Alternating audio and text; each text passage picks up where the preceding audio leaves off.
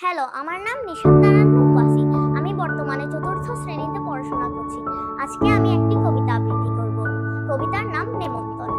লিখেছেন কবি অন্নদা শঙ্কর রায়। যাচ্ছ কোথা চাংরি